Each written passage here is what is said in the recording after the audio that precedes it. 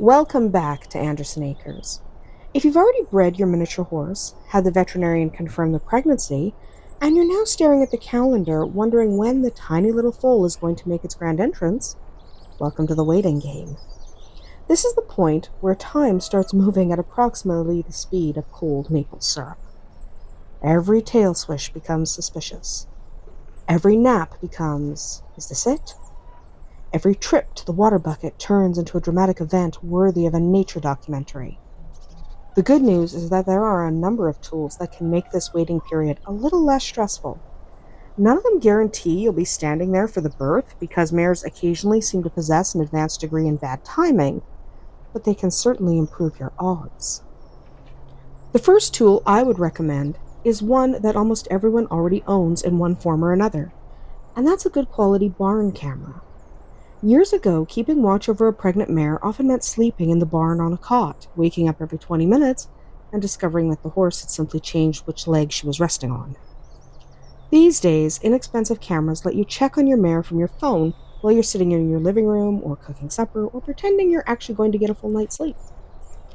The first time you hear your camera send a notification at 2 in the morning, you'll discover just how quickly a human being can go from deeply asleep to fully awake while tripping over a dog that absolutely insisted on sleeping in the doorway.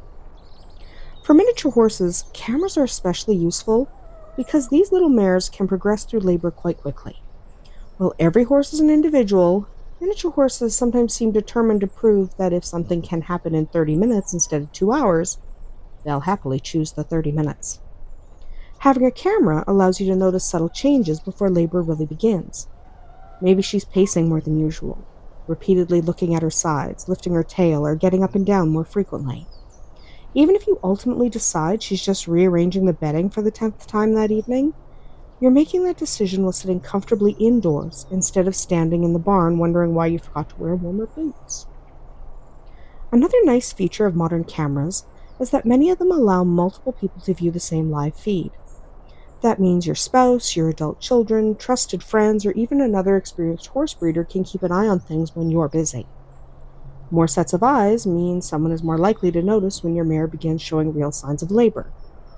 Of course, it also means you'll occasionally receive an urgent text saying, "I think she's foaling," only to discover she was dramatically scratching her shoulder on the wall. Horses have an incredible talent for convincing us that something monumental is happening when they're actually just a little itchy. Some breeders also choose to use foaling alarm systems. These are devices designed to notify you when your mare lays flat, since that's something many mares do during active labor. Some alarms attach to the halter, while others fit around the body. When the mare lies in the proper position, the alarm sends a notification to your phone or receiver.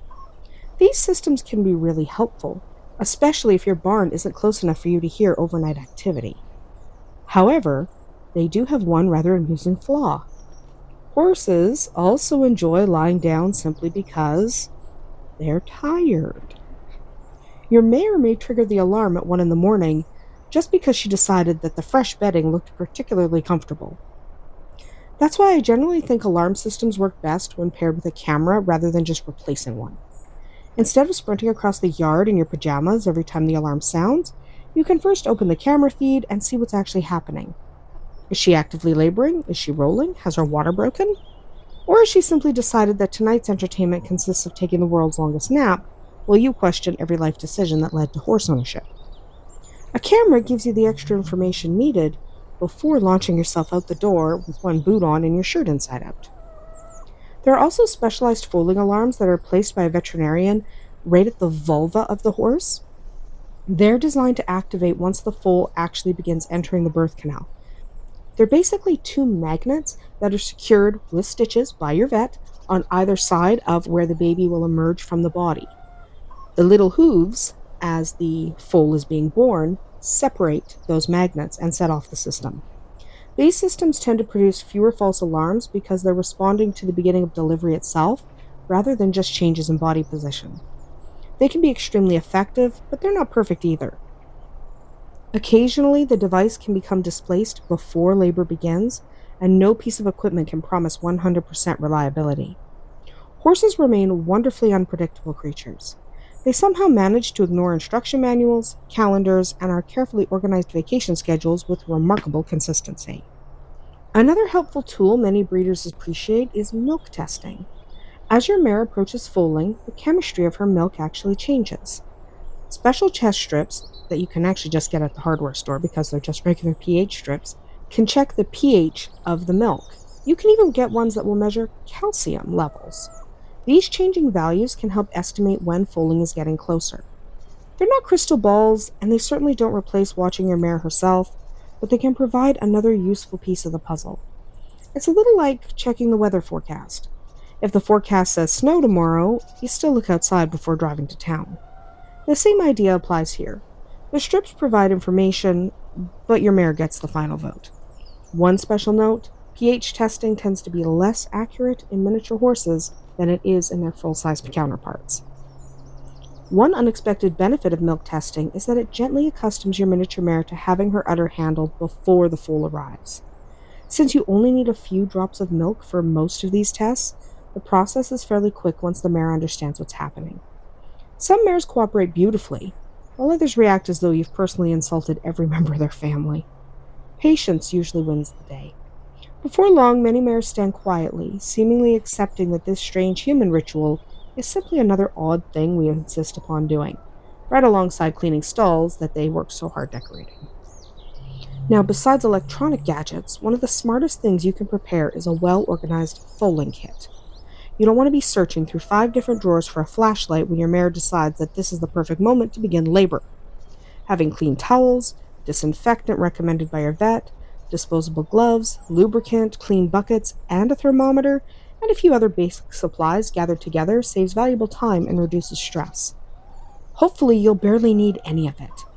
Much like carrying an umbrella seems to prevent rain, assembling a complete foaling kit sometimes feels like convincing the universe your mare should have the easiest delivery imaginable.